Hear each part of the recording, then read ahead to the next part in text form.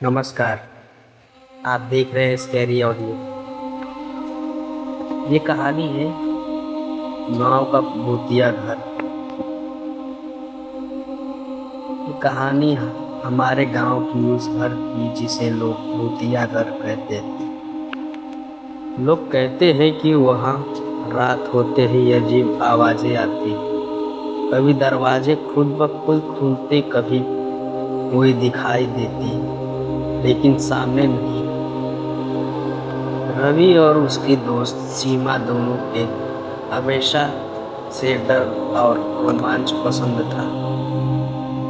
एक रात उन्होंने तय किया कि वे उस घर की सच्चाई जानेंगे। गांव के बुजुर्गों ने उन्हें चेतावनी दी, वहां मत जाओ, कुछ चीजें इंसान की समझ से बाहर हैं। लेकिन रवि और सीमा ने हंसते हुए कहा, हम सिर्फ देखेंगे। वह घर के अंदर चले गए। जैसे ही वे घर के अंदर पहुंचे, दरवाजा खुद ब खुद बंद हो गया।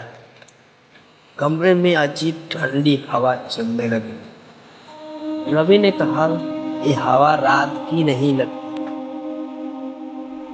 वे धीरे धीरे अंदर बढ़े।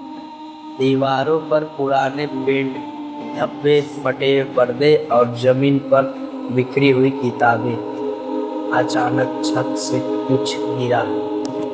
सीमा ने चिल्लाया, रवि पीछे देखो। रवि ने देखा, एक धुंधली परछाई कमरे में के कोने में खड़ी थी। उसकी आंखें लाल चमक रही थी। उन्होंने भागने की कोशिश की, लेकिन दरवाजा नहीं खुल रहा था। वे कमरे में फंस गए थे। अचानक उन्होंने सुनी कुछ आवाजों, किसी का रोना या चीखना। रवि ने कहा, यह आवाजें इंसानी लग रही है, पर कोई दिख नहीं रहा। सीमा ने महसूस किया कि किसी ने उसके कंधे को छुआ। वह घबरा कर पीछे मुड़ी, लेकिन वहां कोई नहीं था। फर्श पर खून के धब्बे दिखाई दिए।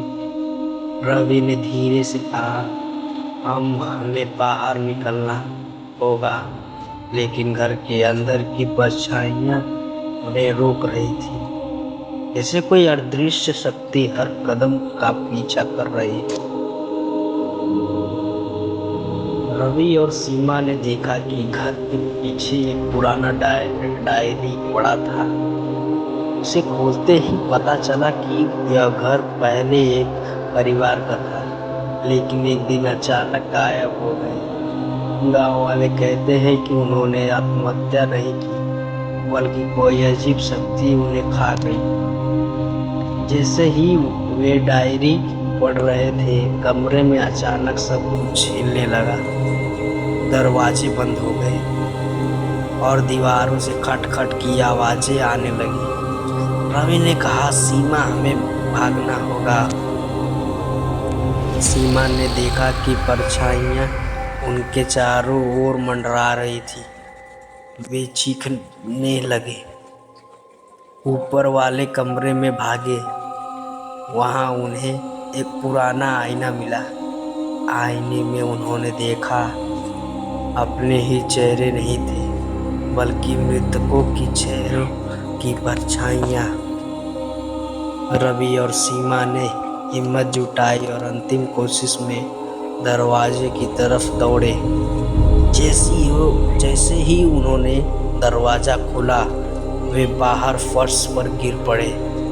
बाहर आकर उन्होंने पीछे मुड़कर देखा। घर बिल्कुल शांत था, पर कोई लाल रोशनी कमरे में अभी भी झलक रही थी। गांव वालों अब भी कहते हैं कि उस घर में कोई सुरक्षित नहीं लौटता।